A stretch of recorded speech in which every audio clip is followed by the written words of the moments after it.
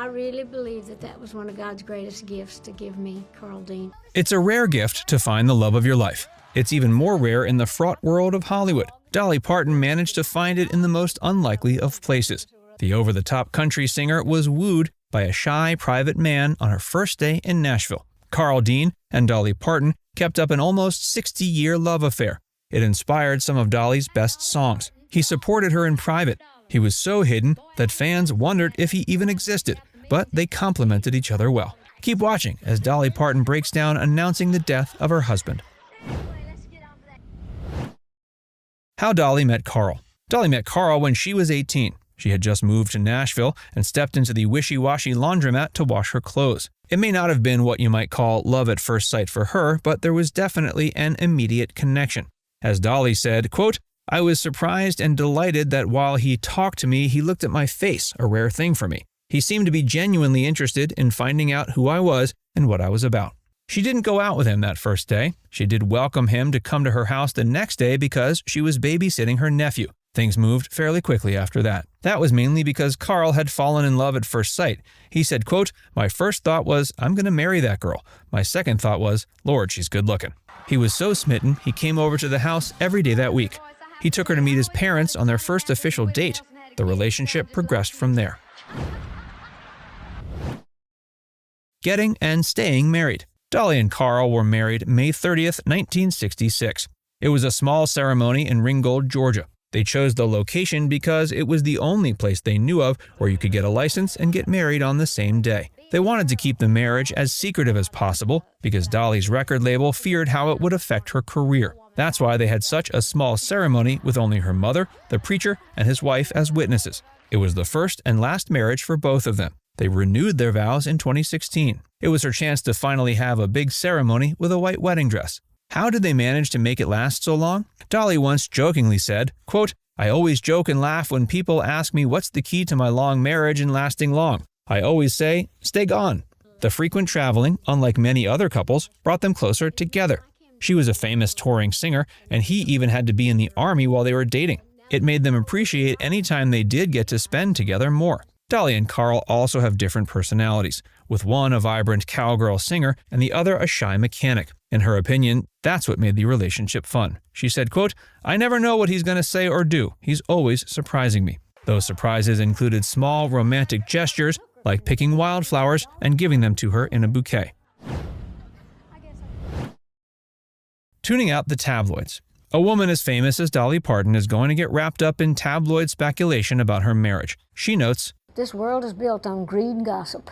And, of course, people are going to talk. People want to talk. And I don't even mind what they say. Carl's intense hold over his privacy and rare public appearances made it even worse.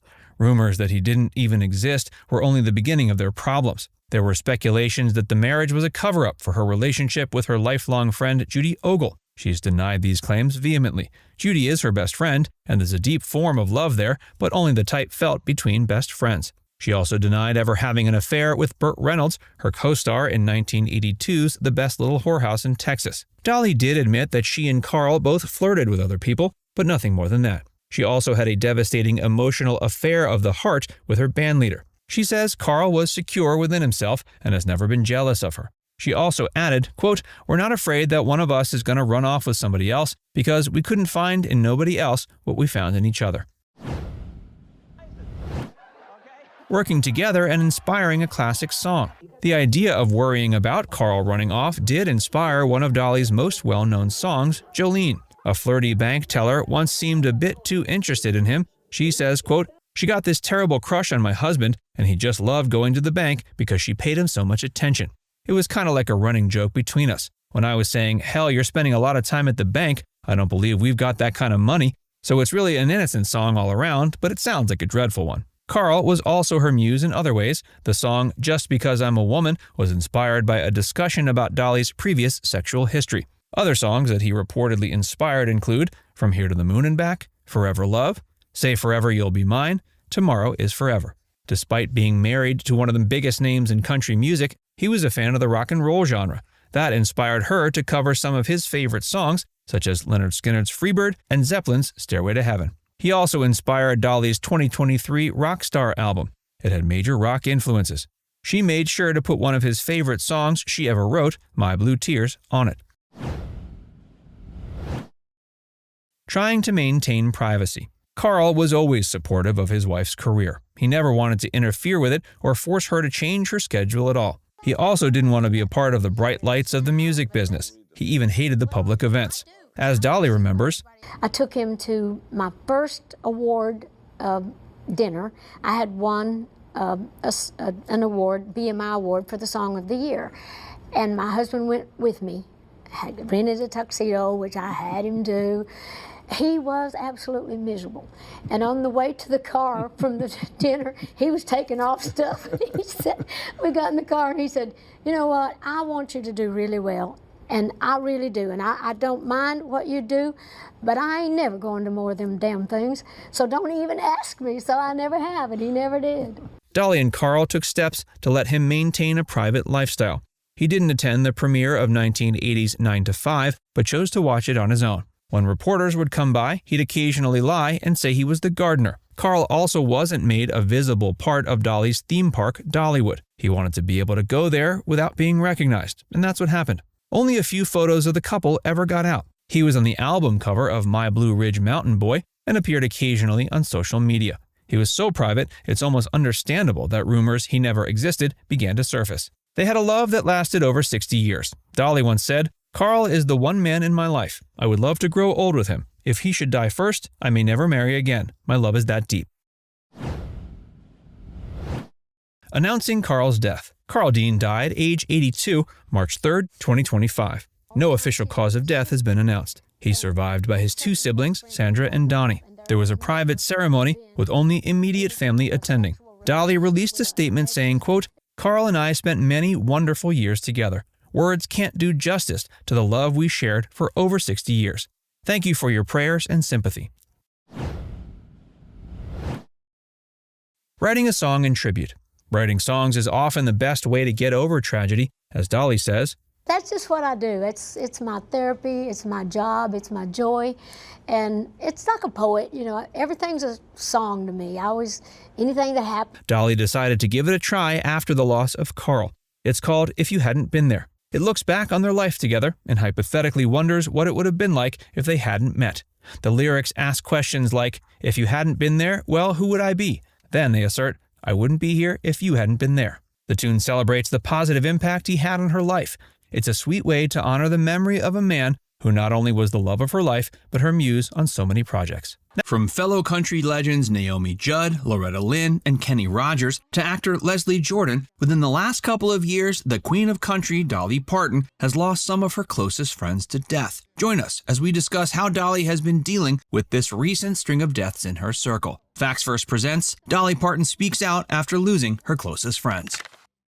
Naomi Judd. After struggling for many years with depression accompanied by panic attacks, anxiety, and intrusive suicidal thoughts, Judd committed suicide by firearm at the age of 76 on April 30th, 2022. It's also worth noting that Judd experienced further emotional distress before her passing, brought on by the side effects of a medication she was taking. It's been reported that the lithium she was prescribed for her depression produced a wide range of nasty side effects, such as facial edema, tremors, and alopecia. Following her death, Naomi's daughters, Ashley and Winona, turned to social media to express their grief. In one tweet sent out the day of Naomi's passing, the daughters revealed they had lost their mother to the disease of mental illness. Ashley eventually revealed the cause of her mother's death when she gave an interview with Good Morning America's Diane Sawyer on May 12, 2022. She made the revelation in the hopes of raising awareness of mental illness, so others suffering from it might be able to receive the help they need. Not long after Judd's death, Dolly took to Instagram to post a touching, albeit heartbreaking tribute to her old friend. Parton wrote she was shocked to hear about the singer's passing. She went on to share that she and Judd had been quite close and that they were very similar in a number of ways. For one thing, Dolly brought up that they were both Capricorns who were the same age. She wrote, "We loved big hair, makeup, and music." She went on to say she always loved Ashley, Winona, and Naomi like sisters. She then congratulated Naomi and her daughter Winona for the Judds' induction into the prestigious Country Music Hall of Fame. While she couldn't attend the induction ceremony, Dolly said she could still hear Naomi saying, "Oh well, a day late and a dolly short."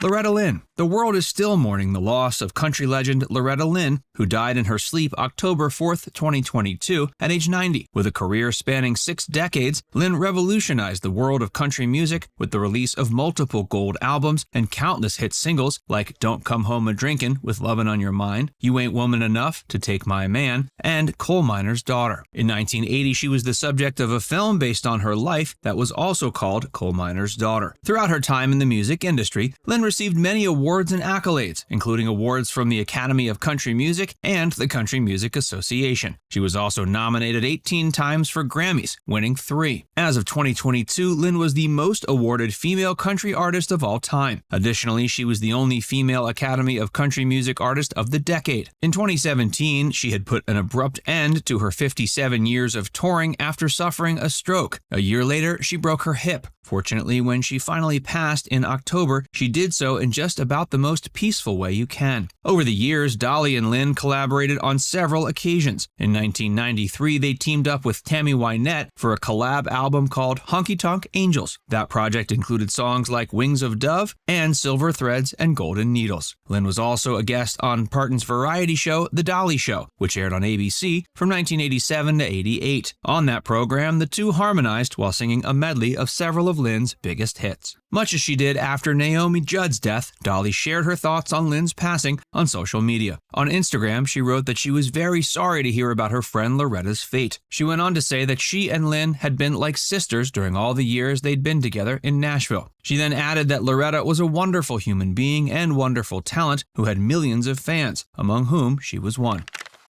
Kenny Rogers. Dolly Parton and Kenny Rogers were more than just musical partners. They were close friends too. So naturally, after learning of Rogers' passing at age 81 on March 20th, 2020, in a hospice in Sandy Springs, Georgia, Parton was devastated. They met while she was performing on her variety show in 1976. The two immediately hit it off, and not long after the show aired, Parton says they became buddies. Dolly was already familiar with Rogers before they met because he was a member of the rock band First Edition before embarking on his solo country career. Parton and Rogers continued to develop their special friendship that endured for decades. In her book Songteller, Parton said she loved Rogers and that they were kindred spirits. She further noted that she and Rogers often laughed together and that she especially appreciated hearing Rogers sing. Although the media often speculated the two were romantically involved, Parton repeatedly denied that their relationship was anything but platonic. She was even once quoted as saying they loved each other like brother and sister. Following his death, Parton commented she felt like a chunk of her heart went with Rogers. She also said that hers felt broken. While Parton deeply misses Rogers, she says she's found comfort knowing he's in a better place. In Songteller, she expressed her belief that Rogers is currently talking to God about spreading light in the darkness seen throughout the world today. She ended her heartfelt tribute to Rogers, telling him to fly high into the loving arms of the divine. Leslie Jordan. Despite standing at just 4'11", this actor, comedian, writer, and singer stood tall in the eyes of Dolly Parton, who counted him as one of her closest friends. Jordan was best known for his roles in TV series like Will and Grace, American Horror Story, The Cool Kids, and Hearts of Fire. Aside from his screen roles, he also had a lifelong love for theater. Most notably, he played Earl Brother Boy Ingram in the 1996 play Sordid Lives. He later portrayed that character in the 2000 film adaptation. In 2021, Jordan's autobiography, How Y'all Doing? Misadventures and Mischief from a Life Well Lived, was published. The same year, he released a gospel music album titled Company's Comin'. Tragically, on the morning of October 24th, 2022, while en route to film scenes on the set of Call Me Kat, his car collided with the side of a building at the corner of Cahuenga and Romaine Street in Hollywood. It's believed he experienced some kind of medical episode that led to the accident. He was sadly pronounced dead at the scene at age 67. After learning of her friend's untimely death, Parton posted on social media that she was in shock and deeply saddened. She further expressed she felt like she'd lost a family member. She went on to acknowledge that in the case of most stars' deaths, there's always a flood of people who come out and say they'll be missed. But in Jordan's case, she says that couldn't be more true. She wrote that he'd be missed by everyone who knew him personally and by everyone entertained by him. How Dolly copes. After experiencing all of those back-to-back deaths, the sting of loss is obviously quite fresh for Dolly. Talking to Hoda Kotb on the Today Show in early December of 2022, Parton revealed she's relied on happy memories of Lynn and Judd to navigate the otherwise painful grieving process. Touching on the loss of her friends Loretta Lynn, Naomi Judd, and Kenny Rogers, Parton said she had been making it a point to look back on the good memories they made together while also thinking about all of the similarities they shared with each other. She said she grieves over them just like she would for a flesh and blood family member. Dolly further said one song in particular, Alan Jackson's Precious Memories, reminds her of her fallen friends. In that song, one lyric stands out: "Precious memories, unseen angels sent from somewhere to my soul." She explained that those precious memories flow in and out of her as she remembers special things about them. She added that the lingering presence of these memories feels like those unseen angels that Jackson sang about, and it almost feels like her friends are still around with her. Dolly is one of the strongest women alive. She wouldn't have been able to accomplish all that she has otherwise. That being said, she's only human. She has to deal with the pain and heartache that goes along with losing those closest to her. Dolly Parton is mourning the death of her youngest brother, Randy Parton. Randy died at the age of 67 after a long battle with cancer, which was revealed by his legendary sister on her Facebook page. To summarize Dolly's post, she announced that she and her entire family are grieving Randy's loss, but they know he's in a better place. She added their family is made of faith, and they believe her younger brother is not only safe with God, but also joined by their other lost family members. In today's video, we're going to revisit Randy Parton's career and what he was doing prior to his passing. Then we'll take a look at the rest of the Parton family. Dolly is, of course, the most famous of the family, but you may be surprised to learn about how many other members of the Parton family have a worthy claim to fame. Who is Randy Parton?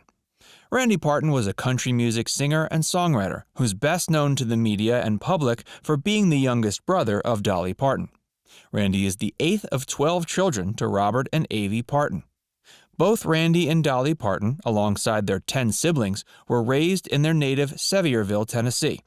Randy grew up listening to many country singers who later influenced him to enter the industry.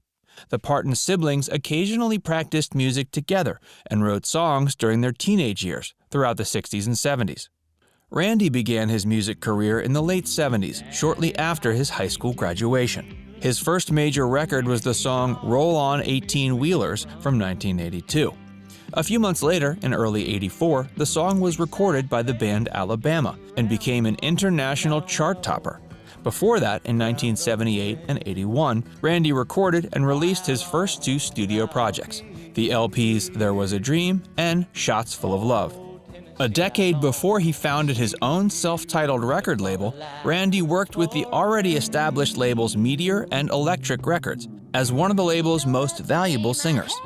Over the course of his prosperous music career, Randy recorded and released songs such as Tennessee Born, Lose Everything, and Down that helped him achieve notice in his early days.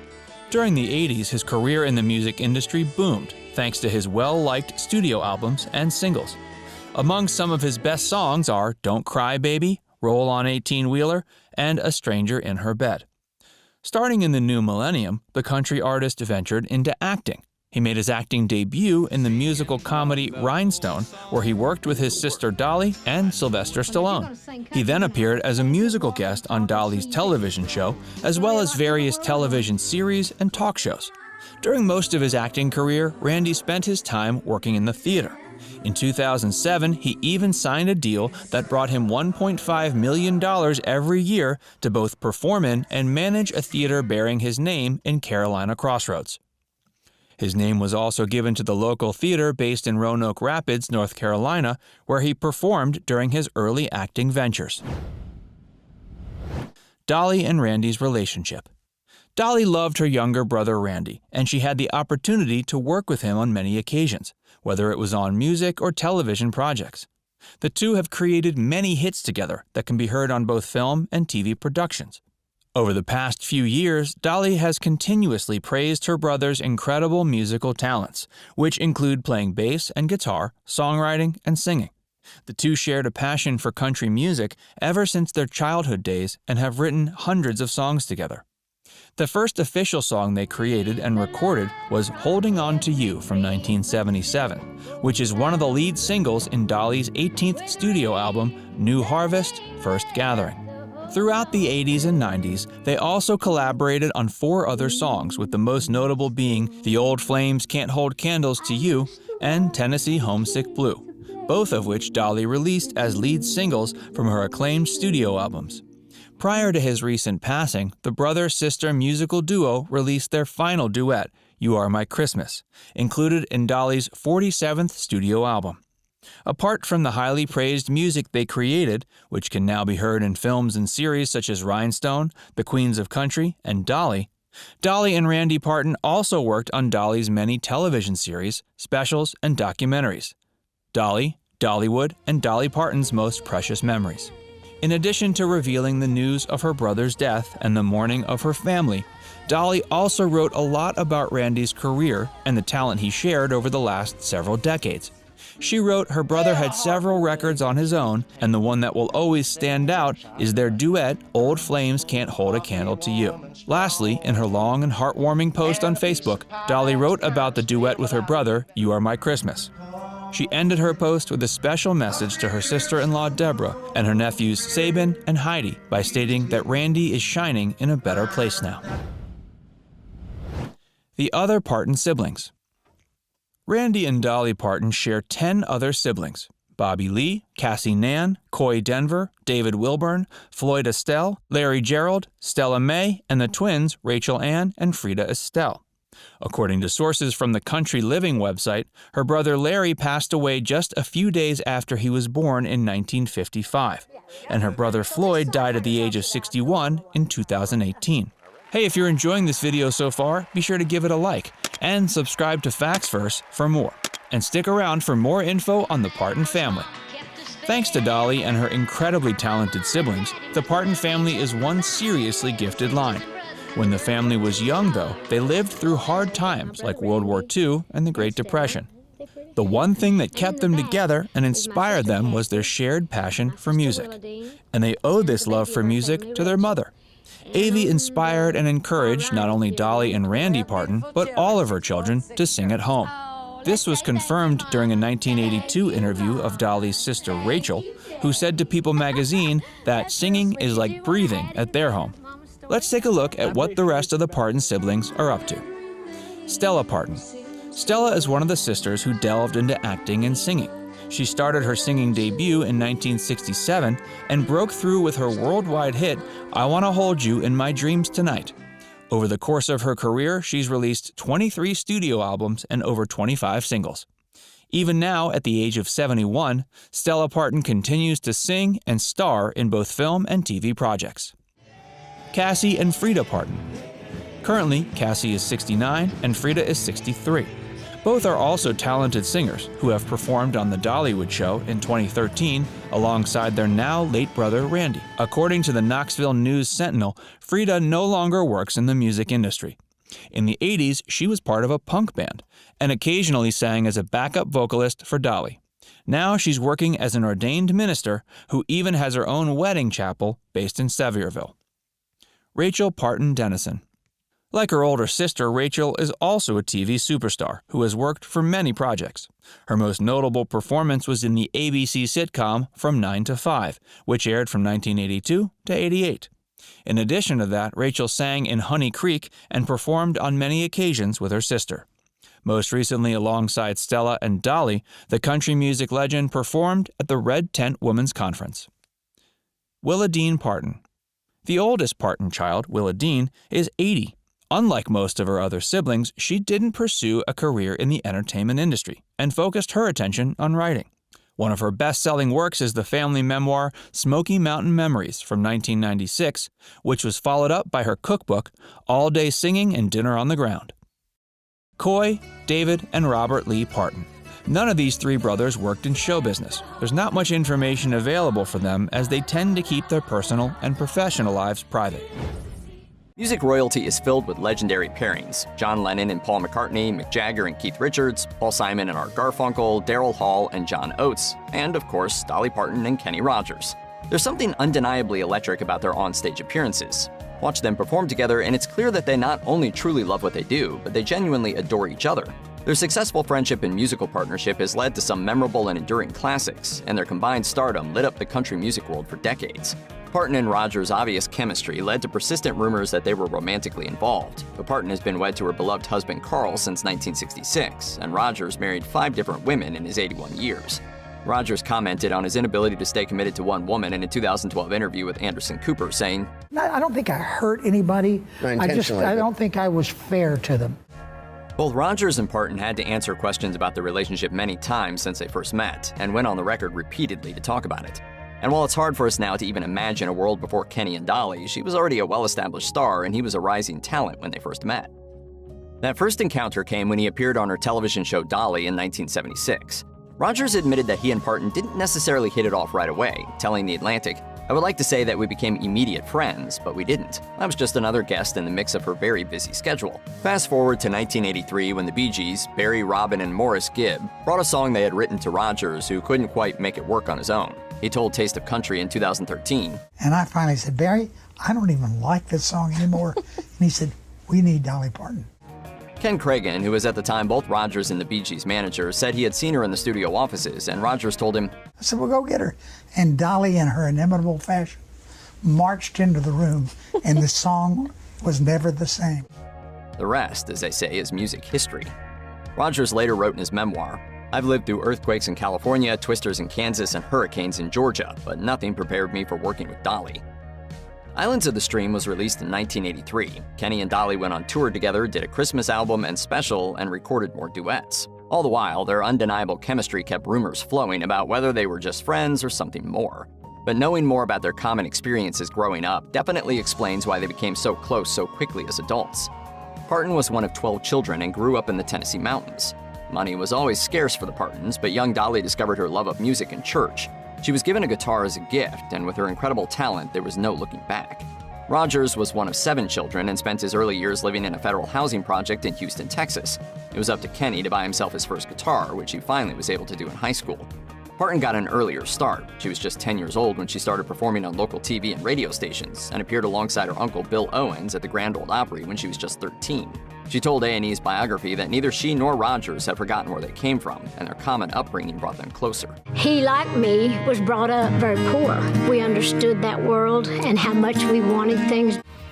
Despite the fact that Parton had been happily married for the entire time she's known Rogers, she has constantly faced questions about their relationship.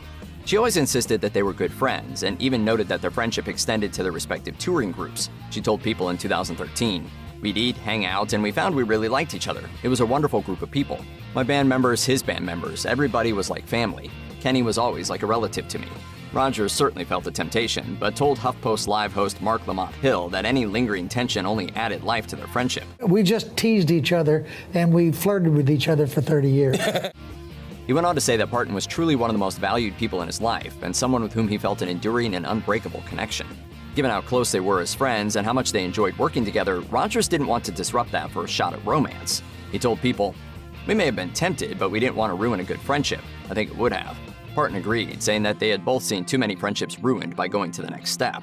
"We never did go there. There was always so much other stuff going for us, so much love and friendship." Rogers always acknowledged that Parton was already married and had been for a long time when they first met. As for any possibility that she might stray in his direction, she said, "He's been married about 40 times. I couldn't catch him between wives." The pair even joked about the idea on the Today Show. Rogers claimed, "First of all, she's hard to look at for me." Parton responded that she wasn't Rogers' type, to which he countered, "I'm a believer that tension is better if you keep it than if you satisfy it." And then secondly, she said no to me. But Parton set the record straight, saying that they were too close to get together in that way. "You know what, we were almost like brother and sister, so we just never went there." The bottom line, they just meant too much to each other to jeopardize their friendship, marriages, and professional success. If anyone would have had a right to be jealous of Dolly and Kenny's friendship, it would have been their spouses. Rogers was married to Mary Ann Gordon from 1977 until 1993, when he and Parton were recording their biggest hits and touring together. But Gordon told Closer Weekly that she never worried about her husband having an affair with Parton, saying, "I never felt uncomfortable at all. I just knew him so well." She admits their divorce was difficult, but insists Parton had nothing to do with it, blaming it on Rogers' simultaneous midlife and career crises. Apparently, at that time, Rogers was even having nightmares where he came out on stage only to find an empty theater, and he genuinely feared the end of his career had come. But she remains fond of their time together, saying, "He was so sweet. I always felt his total focus was on me." Even country music legends like Dolly Parton have had celebrity crushes. In an interview with The Big Crush, she confessed to having pined for another Tennessee music megastar long before she was famous herself. Parton met Johnny Cash when she was first starting out in the music business, and to the wide-eyed 13-year-old, he was nothing short of magical. She told The Big Issue, "Johnny was all strung out on drugs and everything, but he was so magnetic, so sexy. He was my first male grown-up crush. He just really moved me. He always got a kick out of that." While Cash found it hilarious that he'd been Parton's first love, she was more fortunate in her first meeting with Rogers, telling Biography, "You never really know when you're going to run across somebody that's just going to be partners for life." Parton and Rogers have spoken candidly about their feelings for each other, and it's pretty adorable stuff. Parton told Country Fancast in 2017 just how close they were, saying, "Kenny's friendship means more to me than our hit records. Actually, we're kind of soulmates." She used the same word again to describe her relationship with Rogers in the intro to the You Can't Make Old Friends video. She thought the song summed up their relationship perfectly, telling Pop Matters, "That song was very emotional because of our relationship and the fact that we're both older, and when we were talking about when St. Peter knocks on the door and you come walking in, it makes you think." Songwriter Don Schlitz, who also wrote Rogers' biggest hit, The Gambler, said penning the song was one of the high points of his career, saying, "It's a great honor to be a part of that." Like any other close friends, Kenny and Dolly have had some awkward moments. Parton has always refused to come right out and say just what her political stance is. She usually deflects questions with a joke, or just says outright that she has too many fans from all walks of life to alienate anyone by coming down on one side of the fence or the other. She told WJHL in Johnson City, Tennessee in 2018, You'll find me and my opinions, in a lot of the songs, but most of it's based on love and acceptance and lifting people up. On the other hand, Rogers made it clear that he was a Donald Trump supporter. He told The Guardian in 2015, "I really like him. I think his problem is that he says what everyone wants to hear, but he doesn't say it well. I love what he says, I have to admit." Still, it was pretty surprising when Rogers compared Parton to Trump during one of his shows, saying, "She has no filter. If it goes in her mind, it comes out of her mouth, and that's what makes her special. She's become the Donald Trump of country music." She addressed the comparison in an interview with Rolling Stone in her typical disarming way, saying, "Me and Donald kind of have the same hair. He could have meant that, too." Parton didn't let that one awkward comment disrupt their amazing friendship and has never been shy about letting Rogers know how much he meant to her. Rogers told Southern Living that during the recording sessions for You Can't Make Old Friends, he noticed she had left her booth. She came into my part of the studio and she put her arms around my neck and said, "Kenny, I think you should know I could never sing at your funeral. I love her. I love her for that. You never know what she's going to say, but it always comes from love." That love came out in each and every one of the Powerhouse Duo's performances, and it continued to shine right through their very last time on stage together. Rogers officially retired in 2018, citing health reasons. His final performance came in a star-studded tribute special called Kenny Rogers All In for the Gambler, which was filmed in 2017 and aired in June of 2021, more than a year after his death. Parton joined him for several songs, and the duo wrapped up the show with a smash hit that started it all, Islands in the Stream. The concert was full of touching moments, like Parton's performance of I Will Always Love You, which she led off by telling Rogers, "I have a spot in my heart for you that's never ever going to be touched by anybody else." Rogers told Closer Weekly that the show was a farewell gift from his old friend, who wasn't going to let him disappear without a celebration. Rogers was grateful, saying, "You either have old friends or you don't, and I've always had a friend in Dolly." Dolly Parton, known for her hit 9 to 5, has always connected with the hard-working spirit of people everywhere. Yet behind her iconic performances and radiant smile, there was a profoundly personal battle that she somehow managed to keep out of the spotlight. Facts First presents Dolly Parton tried to keep her disease a secret, now we know. The Reigning Queen. The story of Dolly Rebecca Parton, from her humble beginnings in a one-room cabin in Tennessee to becoming a global icon, is a remarkable tale of talent, perseverance, and compassion. Born January 19, 1946 as the fourth of 12 children, Parton's early life was steeped in music and storytelling. The melodies and tales of her Appalachian upbringing, along with her mother's profound influence, were the cradle for her burgeoning talents. Even as a young girl, Parton's musical gifts were evident. By her early teens, she had already become a local sensation in East Tennessee, gracing radio and television with her presence. Her debut album, Hello, I'm Dolly, released in 1967, was a doorway to a storied career in country music. And her charm and talent extended to the silver screen. Her roles in movies like 9 to 5 and Steel Magnolias not only garnered critical acclaim, but also expanded her fan base beyond country music enthusiasts. Her impact on the entertainment industry is profound, with over 100 million records sold worldwide. Songs like I Will Always Love You, Jolene, and 9 to 5 are etched into the annals of music history. Her collection of accolades, including numerous Grammy Awards, Country Music Association Awards, and a spot in the Country Music Hall of Fame, is a testament to her extraordinary talent and influence. Her contributions extend far beyond music and acting. She's also a shrewd businesswoman and a heart-driven philanthropist. As co-owner of the Dollywood Company, she oversees a range of entertainment ventures, including the famous Dollywood theme park. But it's her philanthropic endeavors, particularly through the Dollywood Foundation, that showcase her deep commitment to societal betterment. Her initiatives in education and poverty alleviation in East Tennessee are a reflection of her dedication to her roots and the community that shaped her. Her philanthropy is not just about financial support, it's deeply personal, especially considering her own health battles. Battle with endometriosis.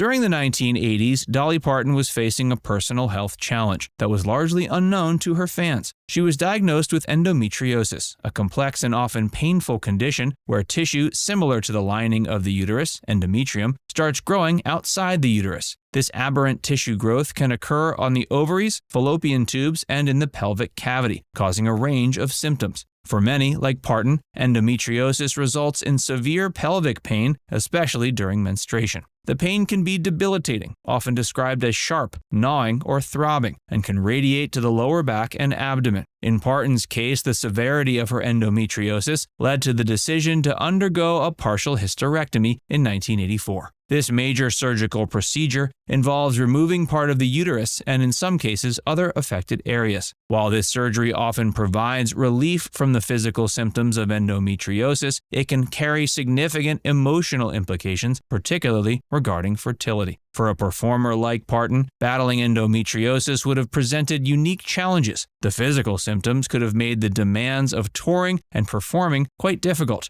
The condition could have affected her energy levels, her ability to engage in rigorous rehearsal schedules, and endure long hours on stage. And the emotional toll of dealing with a chronic health condition, coupled with the stress of a public life, likely added to the complexity of managing her health and career simultaneously. Despite these challenges, Parton continued to inspire and connect with her audience. Her ability to channel her personal struggles into her art added a layer of depth and authenticity to her work, making her an even more compelling and admired figure among her fans. She never had kids. The impact of endometriosis on Dolly's life extended beyond the physical pain and medical treatment. It deeply influenced her personal life. The partial hysterectomy, a result of her battle with endometriosis, meant she would not be able to conceive children. This realization brought about a profound shift in her life, marking a moment of personal reckoning and a reassessment of her future. Confronting this reality, Parton experienced a profound sense of loss. The idea of not experiencing motherhood was a difficult one to grapple with, especially given the nurturing aspects of her personality. She has since spoken candidly about this period in her life, discussing the emotional challenges and the sense of premature aging she felt upon learning she could not have children. This experience led to a period of deep depression, a struggle she faced while maintaining her public persona and continuing her career. However, in the midst of this personal crisis, Parton found ways to express her nurturing instincts. She became a beloved figure in the lives of her nieces and nephews, taking on the affectionate moniker Aunt Granny. This role offered her a unique way to experience and express her maternal feelings, allowing her to form deep and meaningful connections with younger members of her family. Her ability to find alternative avenues for her nurturing nature demonstrates her resilience and adaptability. Fans feared the worst. In a later chapter of her life, Dolly experienced a health scare that sparked widespread concern. The rumor mill churned with speculation that she was grappling with stomach cancer, a notion that understandably alarmed her fan base. Addressing these concerns head-on, Parton showcased her signature directness and transparency. She clarified that her health issue was related to kidney stones, not cancer. This condition, while not as severe as cancer, still required surgical intervention. Parton's forthrightness in sharing the details of her health situation was a source of comfort to her fans. Her ability to openly discuss such personal matters and her quick reassurance that she was recovering well exemplified her resilience. Dolly put her career on hold for her husband.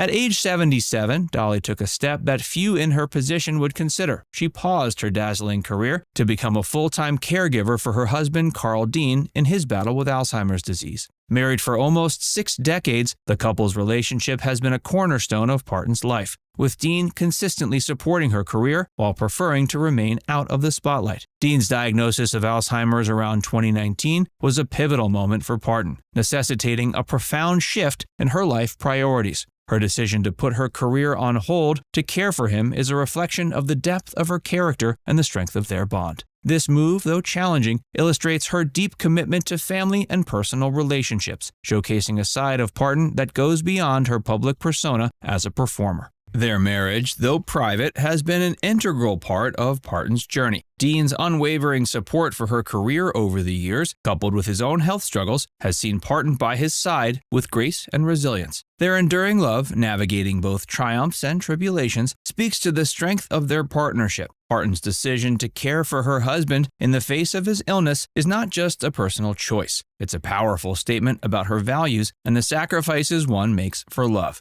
Despite her remarkable career and enduring legacy, one distinctive aspect of her life that often stands out is her decision to remain without children. While she has achieved unparalleled success in music and philanthropy, her choice to forego motherhood has sparked curiosity and speculation. Join us as we present, at 77 years old, Dolly Parton confirms why she never had children. Speculation. There's been speculation over the years as to why Dolly and her husband Carl never had kids. While she's been open about her reasons, there have been many speculations and assumptions about why she made the choice. Here are some possible explanations people have thought. Career dedication. Dolly has often cited her dedication to her career as one of the primary reasons for not having children. She began her career at a young age and worked tirelessly to achieve success in the entertainment industry. There is speculation that she believed having children would have limited her ability to tour, record, and maintain her busy schedule. Fear of passing on poverty. Dolly grew up in a financially disadvantaged family in rural Tennessee. She's mentioned that her family struggled with poverty. So it's possible that, especially early on, she was concerned about passing on a similar financial hardship to her own children. As a result, she might have chosen to focus on her career and financial stability instead. Personal sacrifices. Raising children often involves making huge personal sacrifices, and there's a thought that Dolly might have chosen not to have children to maintain her independence and personal freedom. Being a mother can be all-consuming, and she may have wanted to prioritize her own aspirations and ambitions. Health concerns. Some speculations have arisen regarding Dolly Parton's health and the potential impact on her ability to have children. While she's been open about undergoing cosmetic surgery, she has not publicly discussed any specific health issues that might have influenced her decision. Marriage and family dynamics. Dolly has been married to Carl Dean since 1966, and the couple has maintained a relatively private personal life. While some have speculated that marital issues or differing opinions on parenthood could be factors, there's no concrete evidence to support it. It's important to note Dolly has never expressed regret or sadness about her decision not to have children. She's always been a fiercely independent and determined artist, using her creativity and talent to inspire millions around the world. She's often referred to herself as Aunt Dolly and has played a significant role in the lives of her nieces and nephews, as well as countless children through her philanthropic efforts. Dolly's take. Dolly Parton has been candid about her decision not to have children in various interviews and discussions over the years. She's offered insights into her reasoning and how she feels about the choice. Here are some of her notable statements. One of the primary reasons she has cited for not having children is her unwavering dedication to her career, which is what many fans speculated. She's often emphasized her passion for music and her desire to make it to the top of the entertainment industry. In interviews, she said that she didn't want to divide her attention between motherhood and her career, fearing that it might hinder her success. Dolly has spoken about the importance of her independence and personal freedom. She's expressed a desire to live life on her terms and maintain control over her own destiny. Becoming a mother with its associated responsibilities and obligations might have limited the freedom she values so dearly. As we said, she refers to herself as Aunt Dolly and has explained that she takes on a maternal role with all her nieces and nephews. She enjoys spending time with them and being a positive influence in their lives. Her role as an aunt allows her to have a connection with children without the full-time commitment of motherhood. Dolly's maternal instincts extend beyond her family, and she's dedicated herself to various philanthropic efforts focused on children's welfare and education. She's established programs like the Imagination Library, which provides books to children in need, as well as the My People Fund, which supported families affected by wildfires in her hometown of Gatlinburg, Tennessee. Throughout her career, she's been open about her choices and has used her life story as a source of inspiration for others. She's encouraged people to pursue their dreams regardless of societal expectations or norms. Dolly has demonstrated that there's no one-size-fits-all path to happiness and fulfillment, and her career and philanthropic efforts have left an indelible mark on the world, regardless of her decision not to have children. She's also recently expressed that she feels like there are divine reasons why she never had kids. She said recently, quote, "I didn't have children because I believed God didn't mean for me to have kids so everybody's kids could be mine, so I could do things like Imagination Library." She added, quote, "If I hadn't had the freedom to work, I wouldn't have done all the things I've done. I wouldn't be in a position to do all the things I'm doing now." Dolly and Miley. Dolly Parton's role as Miley Cyrus's godmother is a well-known and cherished aspect of their relationship.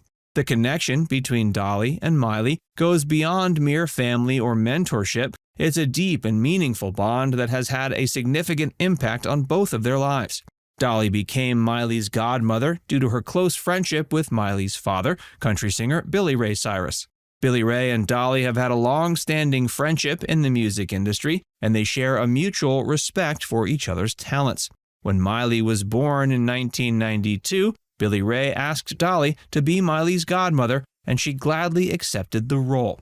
Dolly has been a guiding influence and a source of wisdom for Miley throughout her career. She's offered advice, support, and encouragement as Miley navigated the challenges and opportunities that come with growing up in the public eye. Dolly's own experiences in the entertainment industry have been invaluable to Miley as she embarked on her own music and acting career.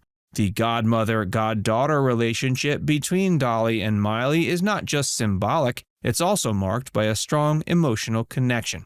They've spoken openly about their affection for each other and their shared love of music. Dolly has praised Miley's talent and versatility as an artist, while Miley has expressed deep admiration and gratitude for Dolly's influence on her life and career. One of the most notable collaborations between Dolly and Miley Cyrus is their rendition of the classic song Jolene. They performed a stunning duet of the song on various occasions, showcasing their vocal prowess and the special bond they share. Dolly and the Kids. In addition to Imagination Library and the My People Fund, Dolly has been a part of many other philanthropic associations that deal with children. This also includes Chasing Rainbows Museum. She has a museum dedicated to her life and career called Chasing Rainbows at Dollywood, her theme park in Pigeon Forge, Tennessee. It not only celebrates her journey, but also inspires young visitors with her story of determination and success. Children's hospitals and charities.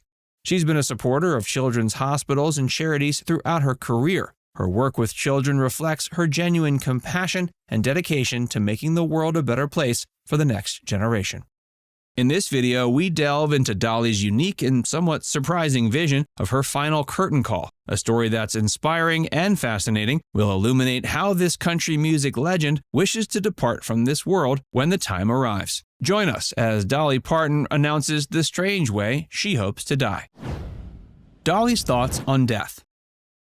In a recent interview with Billboard, Dolly Parton shed light on her thoughts about life, work, and even her mortality. She explained her view in a way that was markedly frank and meshed well with her unique brand of humor. Quote, "I'm not one to sit around doing nothing. I would never retire. I'll hopefully drop dead in the middle of a song on stage someday, and hopefully one I've written." The way Parton sees it, she doesn't want her final curtain call to be away from the stage. She'd rather it come while she's doing what she loves, singing her heart out to an audience. Parton understands that the timing and circumstances of our departure from this world are largely out of our hands. But if given a choice, she'd prefer to exit on a high note, quite literally. Dolly Parton also confirmed that her tour days are behind her. She admitted, quote, "I think those days are pretty much behind me because I have so many things I'm involved in." At her age, she values her time and wants to spend it wisely. Touring requires a lot of commitment, and she's now focusing on other things that matter to her. Nevertheless, she reassured fans she isn't completely stepping away from performing. We can still expect to see special performances from this country music legend. This video is sponsored by Morgan & Morgan. After an accident or an injury, you might feel like you're stranded on an uncharted desert isle. Luckily, Morgan & Morgan is prepared to be your legal Gilligan, guiding you through the rough seas of personal injury law. They'll fight harder to make you whole than Rocky fights in the ring. And with Morgan & Morgan in your corner, there's no need for countless visits to law offices or lengthy consultations. You can do everything right from your phone like you're George Jetson. In case of a car accident, your first recourse should be hiring an attorney. But you don't want to hire the Brady Bunch. You want a Perry Mason fighting for your rights. So if you're ever injured in an accident, you can check out Morgan & Morgan. You can submit a claim in 8 clicks or less without having to leave your couch. For more information, go to forthepeople.com or dial #law. That's pound 529 from your cell phone. Shifting gears. It's true, Dolly's made it official that her days of full-scale touring are done. While the thought of never embarking on a full-blown tour might seem a little disheartening, fans can take comfort in her reassurance. Dolly has promised to continue gracing the stage for special concerts, maybe a long weekend of shows here and there, or a few performances at a festival. So the fervor and spirit of Dolly Parton on stage certainly won't stop. During the same interview, the 9 to 5 singer candidly admitted her preference for staying close to home with her husband, Carl Dean. The long weeks spent on traditional tours are behind her as she values spending time with her family and being readily available if needed. Even though her last major tour took place in 2016, Dolly has maintained an active presence in the music scene. But her priorities have shifted over time. While she's always put her career first, she admits that if something were to happen to her husband, she would pull back. She'd find a way to balance her work while being there for her family. An indication of her retirement from extensive touring came in early 2022 when Parton permanently parked her tour bus at the Dollywood Dreammore Resort and Spa. The bus, now known as Suite 1986, is available to guests for bookings, with the proceeds going towards the Dollywood Foundation and Dolly Parton's Imagination Library. This move clearly symbolizes her transition away from the road, but doesn't mark the end of her musical journey. Dolly's upcoming album.